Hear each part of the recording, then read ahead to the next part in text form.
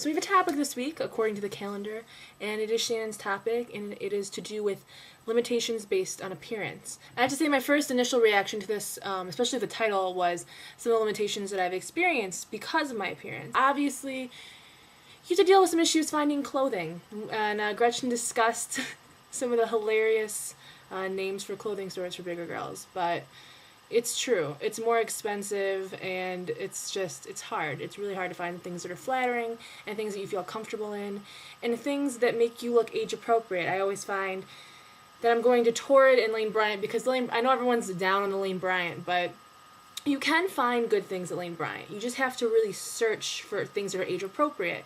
Same as going to Torrid.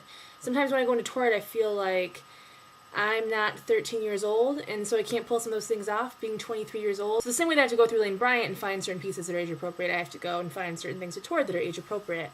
And yeah, it's very expensive. This is why I've not bought clothes in a long time, because it is too expensive for me. I think the Project Life Size, we should start our own fashion line. That's what I think. And possibly our own store. And we should go worldwide. Obviously, there are physical limitations that we deal with. Getting on a plane, for instance, and praying to baby Jesus that the seatbelt will cover you. Had to do that 4 times, going to San Francisco and back. It's fantastic. And you're always terrified because you're like, am I technically a person of size? Because if you're a person of size, they'll make you buy an extra seat. Which is, no, not going to happen. I will squeeze my fat ass into that seat. I remember one traumatic incident of when I was in high school and I went to Cedar Point with some friends. I couldn't push the devil bar all the way down, and so I couldn't ride the ride, and it was pretty traumatic. I have an issue finding boys. If you're in Michigan, please call me, because it is not going well here. As far as what Shannon wanted to talk about was just holding ourselves back from enjoying certain activities due to self-consciousness. Yeah, I do. One of the big things that I've noticed being bigger is pretty much all the food that I buy or anything that I go out to eat, I always bring it home, because for some reason I just don't feel very comfortable sitting in a restaurant by myself.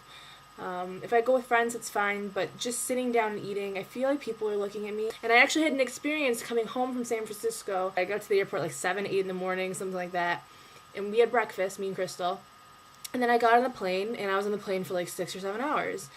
So I get off, and I have to get on another plane to go from Denver to Detroit. So I go and I get this thing of Greek salad, and then I had some rice and some chicken. And so I go and sit at the gate, and I'm eating. And I just felt so uncomfortable. And it wasn't that anyone was outwardly staring at me. It was just, I felt like people were making judgments in their head. And they could not have been, but my experience in life has been that they are. It's just frustrating because you think they don't know my story, and they don't know that I haven't eaten for 7 hours, and that I've been on a plane for 7 hours, and, you know, that all I had today was some breakfast. And, you know, in their heads, I always assume that they're thinking, oh, well, that's just her snack until the next meal, or, you know, if I'm eating something that would be considered at all light, that I must be dieting and failing horribly. Yeah, so next week's free week. Excited. I'm excited for our Viewer of the Month. Yay, tomorrow. You guys will all get to see who's our Viewer of the Month. And look forward to seeing what all the girls say this week. And Crystal, I'm going to cut you in the face because now I know where you live.